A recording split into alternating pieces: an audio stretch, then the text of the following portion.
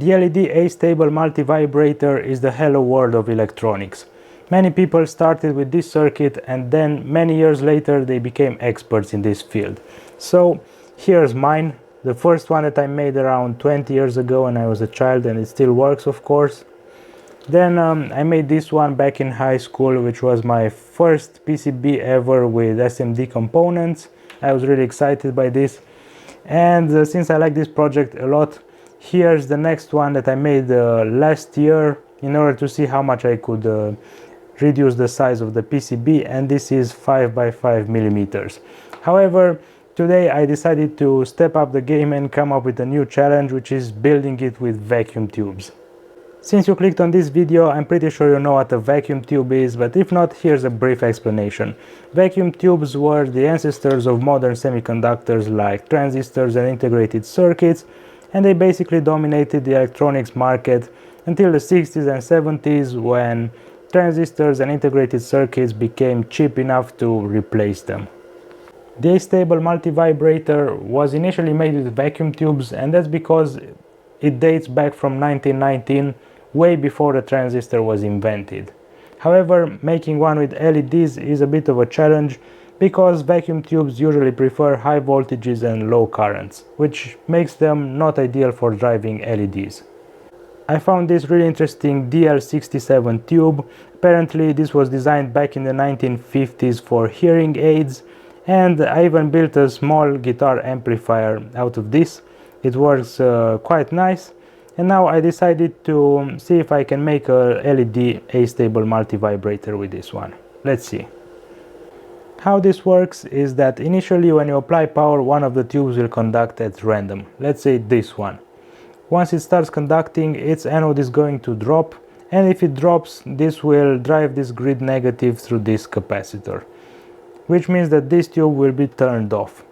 Now this capacitor charges and charges and charges until it reaches its maximum voltage, and it no longer drives current into this resistor and the grid. And once this happens, this grid is driven to 0 volts by this resistor, which turns this tube on. Now when this tube turns on, the cycle basically repeats. So now this capacitor is charging up. As it's charging up, this grid is biased negative and the cycle repeats. So here's the circuit on a breadboard. It's powered by 30 volts and it needs an extra battery for the heaters. Conveniently enough, these tubes were designed to be battery powered, so we can simply light them up using a battery, and here it is. It works. This is so nice. This is an LED blinker made with 1960s technology. In case you're wondering, these tubes are directly heated, meaning that the filament is actually the cathode. So this means that these tubes are almost instant on and instant off. So look, if we remove the heater battery, they are off almost immediately, and if we connect it back, they're on almost immediately. So they don't have that long delay that indirectly heated tubes have. Something that I still don't understand is why this circuit needs current limiting resistors, because I thought the tube, being a pentode, will be able to limit the current all by itself. So I thought that when one tube is on, we will be somewhere around here on this characteristic on a relatively low voltage and high current, and then when the tube is in cutoff, it will have around 30 volts on it and it will be somewhere around here. So in theory the current should be limited by the tube.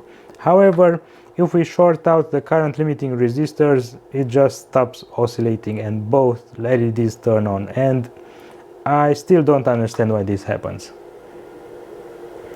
This is the reason why this circuit didn't work on the first trial, but in the end I figured this out by experimenting with it, and now it works. That's it for now. Please let me know in the comments if you've seen this circuit before. If you like this video, please give it a thumbs up, and if you're interested in more content related to electronics and programming, please subscribe to this channel because there is more content like this on the way. That's all for now. Bye.